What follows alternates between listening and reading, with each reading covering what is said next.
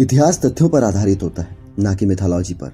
देश में आज भी बहुत से लोग ऐसे हैं जिन्हें इतिहास और मिथोलॉजी का अंतर नहीं पता।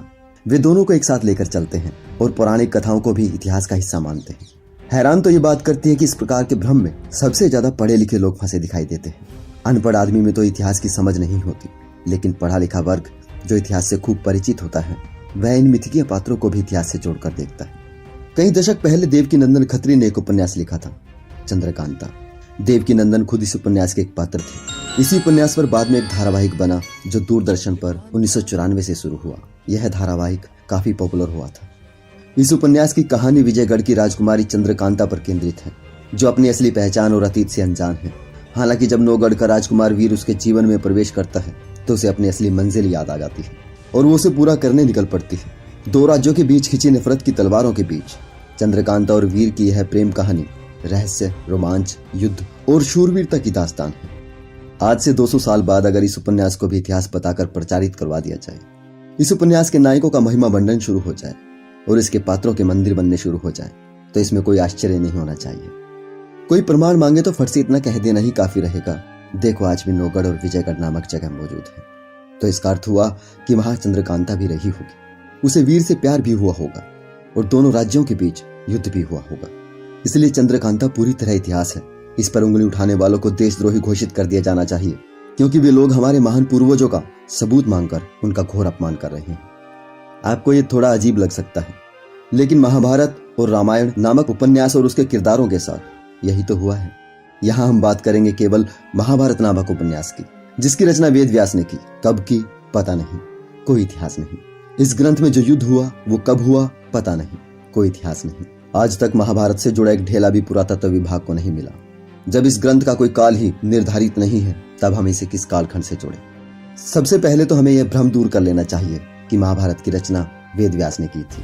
वेद व्यास ने महाभारत नहीं, जय नामक ग्रंथ लिखा था, जिसमें मात्र 8800 श्लोक थे।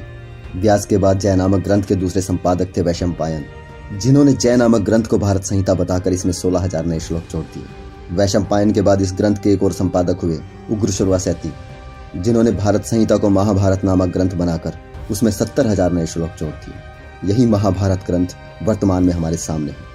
आज इस ग्रंथ में 1 लाख से ज्यादा श्लोक है। इस ग्रंथ में घोर जातिवाद तो है ही, साथ ही ये ग्रंथ क्षत्रिय को वस्तु के समान दर्शाता है, उसे भाइयों में बांट देता है, उसे जुए में दांव पर लगा देता है, धर्मराज से झूठ बुलवाता है, कर्ण को सूद पुत्र बताता है, विदुर को दासी पुत्र कहता है। नैतिक रूप से देखा जाए तो ये बेहद बचकानी किताब है। हाँ, कहानी के हिसाब से एक बेहतरीन कल्पना कह सकते हैं। बहरहाल इसकी कहानी पर हम ज्यादा बात नहीं करेंगे, बच्चा बच्चा जानता है। आप सिर्फ इतना सोचिए कि किस बिना पर इसे इतिहास ग्रंथ माना जाए, जबकि इसकी भाषा संस्कृत के 550 साल पहले के कोई भी लिखित साक्ष्य नहीं मिलते।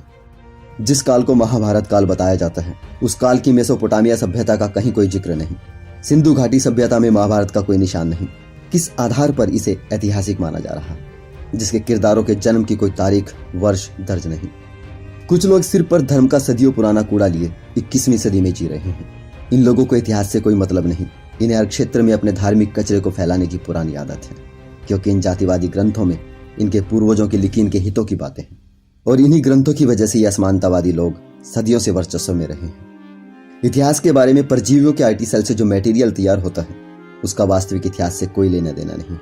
असल में जिनकी वर्तमान में कोई उपलब्धियां नहीं होती, वही लोग इतिहास इतिहास चिल्लाते हैं, और जिनका इतिहास ही मनगढ़ंत हो तो सोचिए वो लोग कहां पर खड़े हैं। और जब कोई इनकी इस जहालत को दूर करने का प्रयास करता है तो ये लोग उसे गालियां देते हैं, प्रताड़ित करते हैं, यहां तक कि उसे मार डालते हैं। भारत में ईश्वर केंद्रित धर्मों और उनके ग्रंथों के विरुद्ध आवाज आज से नहीं उठ रही। ये परंपरा भी उतनी ही पुरानी है जितने ये धर्म। जब जब धर्म जनसमूहों के शोषण का आधार बना है, तब तब इसी समाज के लोगों ने ही उसके विरुद्ध आवाज भी बुलंद की है।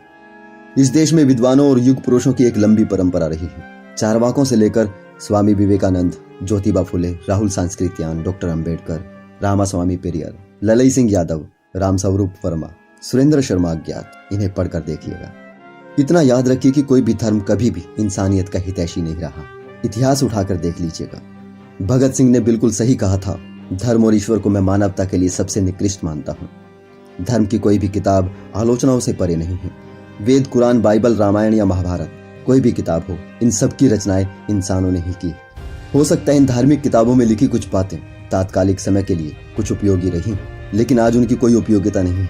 भले ही कितना ही झूठ गढ़कर इन्हें वैज्ञानिक साबित करने की कोशिश कीजिए, ये समाज को पतन में ही ले जाएंगी। जैसे 10 साल पुरानी बुखार की दवा आज किसी के बुखार को ठीक नहीं कर सकती, चाहे वो 10 साल पहले कितनी ही कारगर क्यों न रही हो, आज कूड़े के समान, वैसे ही ये सभी ग्रंथ आज किसी काम के नहीं बल्कि समाज के लिए घातक हो चुके हैं। इनका त्याग बेहद जरूरी है, क्योंकि ये मजहबी किताबें ही सिखाती हैं आपस में पैर रखना।